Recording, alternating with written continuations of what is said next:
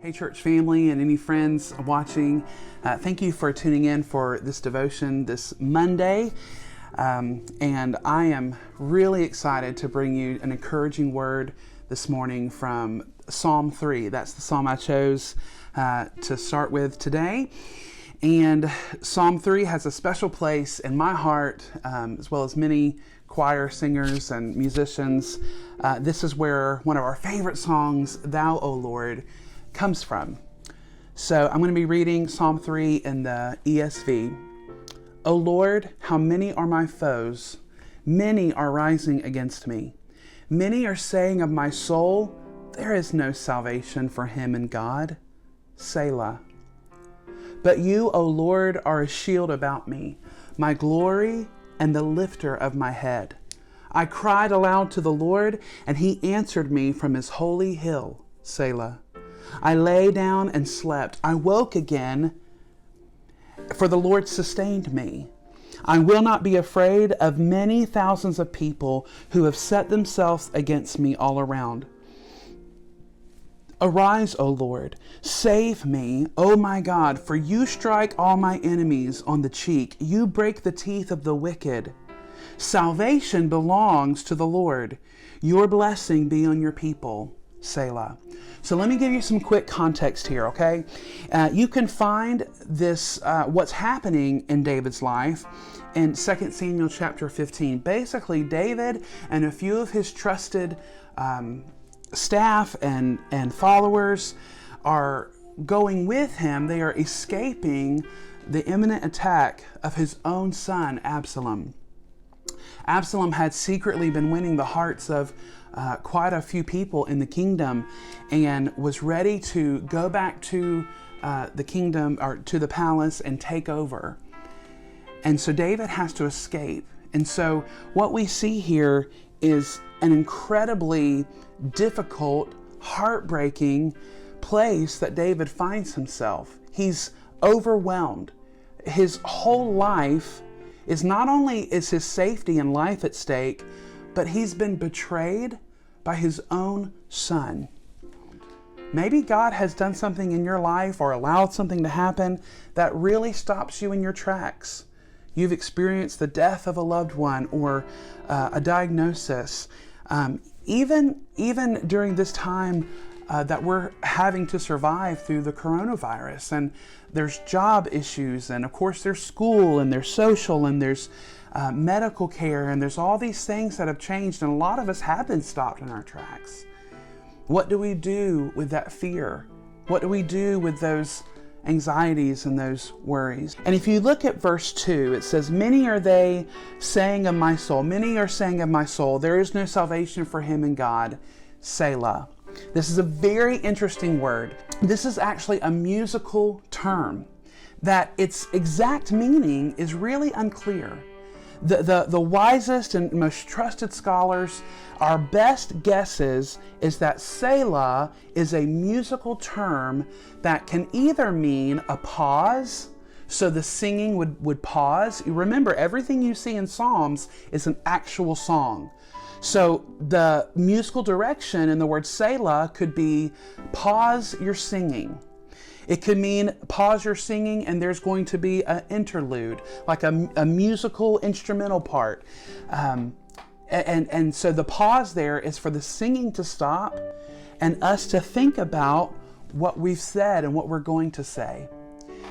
The last idea, and this is one of the most interesting to me, I've actually never heard it, but Spurgeon believes that it could possibly mean a key change in the song. So the instrumentation, the instruments and the voices would get higher or change from minor to major. Regardless of whether it's an interlude or a key change or whatever it may be, the point of a Selah is to deeply ponder and consider, to stop and to think about what you have prayed and what so the phrase before that Selah and what comes after that Selah. And if we look at the Selahs in Psalm 3, we're going to see a pattern of response to troubling times. The first thing we see is in the first two verses, many are they that rise up against me. Many are saying of my soul, there is no salvation for him in God. Selah. So if we follow the musical connotation here, we're going to pause. We're going to stop. We're going to stop and think. The first Selah I want you to recognize is a Selah to request. When our response to tragedy, our response to trying times, we've got to start with a pause, a stop to request. I'll be the first one to admit that when something trying happens in my life, I'm ready to talk about it with somebody. I'm ready to, text someone, to whatever it may be. Look up an article about it. But for some reason, my wayward heart doesn't want to take the time to call a timeout in my own heart, to call a pause in my own heart so that I could Selah to request to the Lord. This is the first thing David does. We see in 2 Samuel 15 that he's actually climbing the ascent to the Mount of Olives to worship, and his head is covered to mourn. He's weeping, and he's praying this cry. He's taking this Selah, this pause to request. People are saying that I don't even have hope in God. Selah. Let me encourage you, friends. We must discipline ourselves to pause, to stop, to quiet down the noise around us, and to make our requests known to God. And let's be honest, that's hard to do. When it comes to family life and the responsibilities we have and work and chores and school and getting dinner on the table, listen, I'll be the first to acknowledge it is very difficult to clear your mind enough to Selah in order to request of the Lord. But I want you to think about where David was. Y'all, he wasn't in his palace in the comfort of his own bed or his courtyard.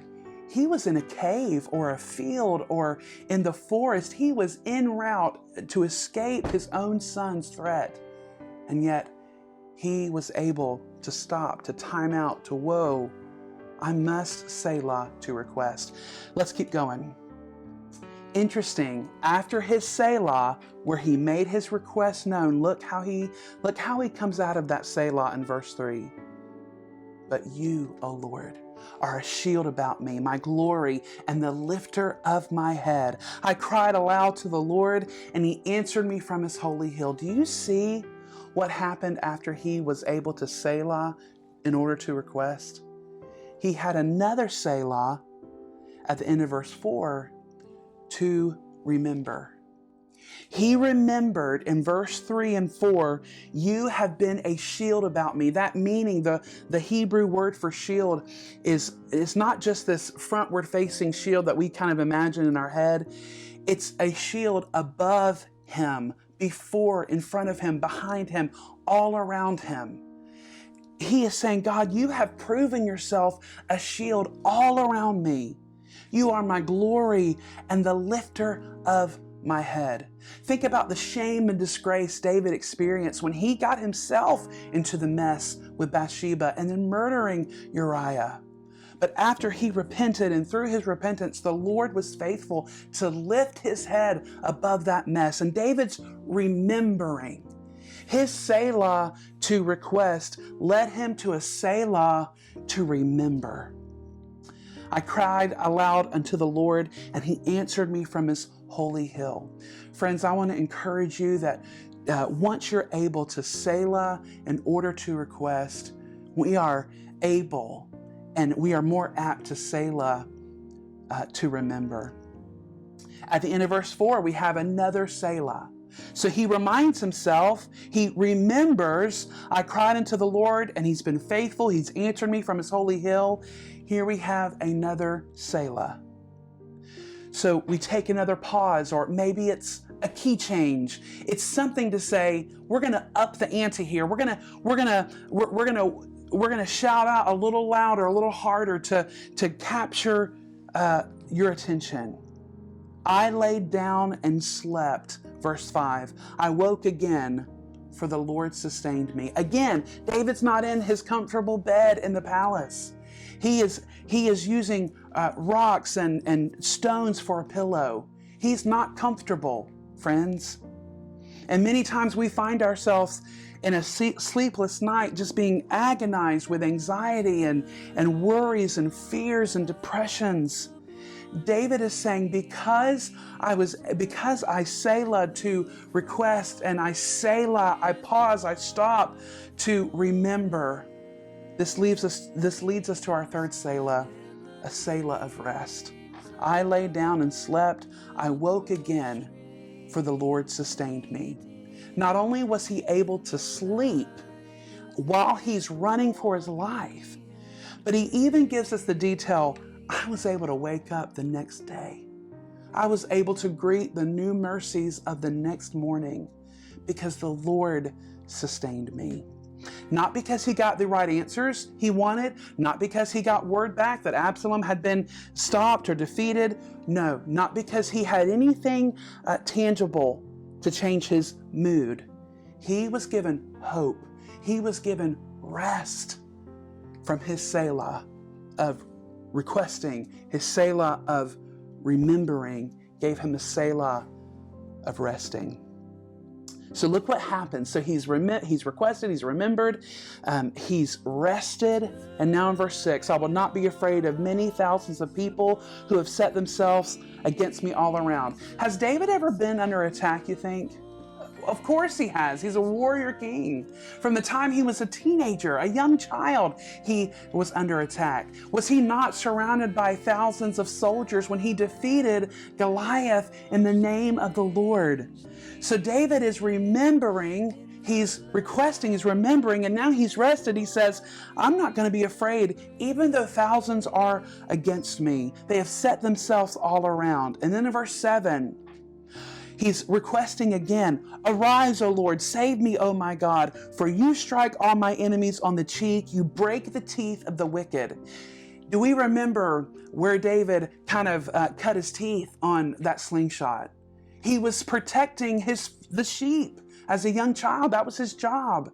This guy knew how to wield a slingshot, a sword, and he knew that with animals, if you're going to eliminate the fear and the threat of an animal, you break its jaw. You break their jaw, you're no longer under a threat. So he asks God, break the teeth of the wicked. In other words, dismantle the threat. So in verse 8, we see this last Selah. He says, salvation belongs to the Lord. Your blessings be on your people, Selah. I don't want you to miss this as we close here.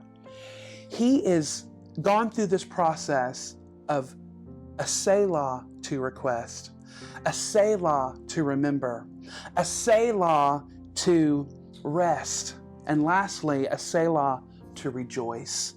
He is saying in verse 8, salvation belongs to the Lord. The victory is the Lord's. The battle's already won. He is able to rejoice now, not that he's got instant victory in sight of this current threat and battle, but because he knows in the end, salvation belongs to the Lord. And I love this last phrase, your blessings be on your people. He's not rejoicing in his own strength. He's not rejoicing in his own ideas and his own methods. He's like, you know what? At the end of the day, God's got this. He's got the battle. The battle belongs to the Lord. And the banner over the people of God is his love and his covenant relationship. The blessing of God rests on his own people. Friends, we are the covenant relationship. We are the covenant spouse of the Lord. We are his children. We've been grafted into his body. And we can take a Selah to rejoice in that. I love this rhythm you find in Psalm 3, pausing to request, stopping to remember the faithfulness of God in the past as you are dealing with a new battle. This gives a pause and it gives a Selah in order for us to rest. And then we're able to rejoice, not in an instant quick fix of our circumstances, but we're able to rejoice in the sovereign blessing and the sovereign salvation of God that belongs to his people. I want to end with a quote here. If the king, talking about David, if the king's falling asleep in crisis demonstrates his faith, his waking up demonstrates I am's faithfulness during the perilous night. Hope for the Christian is a confident expectation of a guaranteed result. Think about that. Hope for the Christian is a confident expectation of a guaranteed result. And you may think, well, I don't know. I don't have a guaranteed result. That's the point of the last part of the psalm. David doesn't know exactly how God will receive the glory, how God will be the victor, but he knows it will happen because he is glorying and rejoicing in the sovereignty and the protection of his God. That's where we have to surrender and submit our ways and our ideas and say, God, I don't know how this is going to play out, but I know you will be the victor. You are sovereign, and I am your covenant child.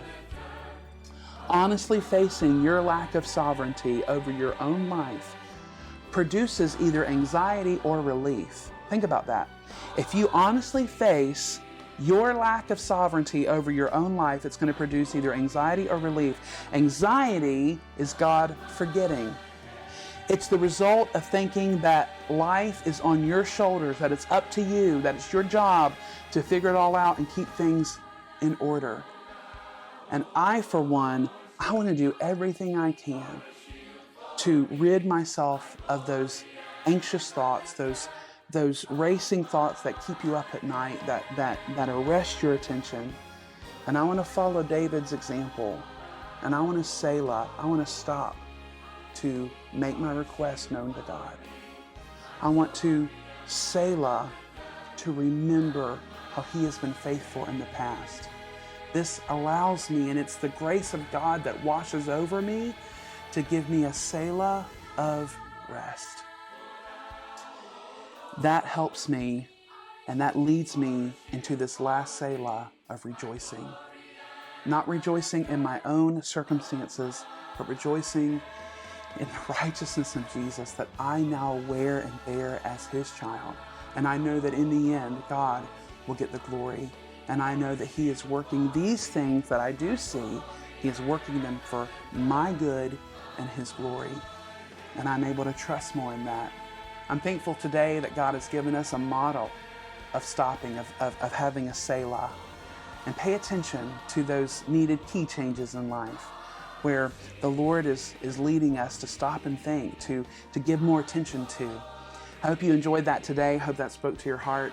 And I'm going to put a link here in the post. You can go listen to our very own church choir sing Thou, O Lord. And I want you to listen for the Selahs. There's a few musical things in there, especially at the end. You'll hear key change after key change. And I believe that's just following the biblical model and declaring and kind of demanding our wayward attention on the goodness and the sovereignty of God. Be blessed. Hope you have a great week. We'll see you soon.